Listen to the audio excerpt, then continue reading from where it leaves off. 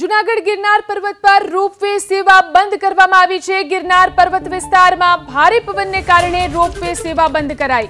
આજે સવારથી જ રોપવે સેવા બંધ કરવામાં આવી છે। પવનનું જોર ઘટતા ફરી એકવાર રોપવે સેવાને શરૂ કરવામાં આવશે।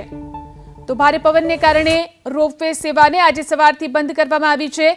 જૂનાગઢ ગિરનાર પર્વત પર રોપવે સેવા હાલ ભારે પવનને કારણે બંધ કરાઈ છે। તો મુસાફરોની લોકોની સુરક્ષા માટે આ નિર્ણય લેવામાં આવ્યો છે।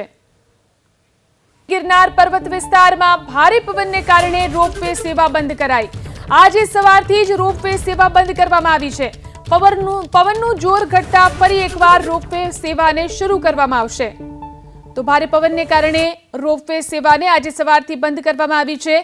જૂનાગઢ ગિરનાર પર્વત પર રોપવે સેવા હાલ ભારે પવનને કારણે બંધ કરાઈ છે। તો મુસાફરોની લોકોની સુરક્ષા માટે આ નિર્ણય લેવામાં આવ્યો છે।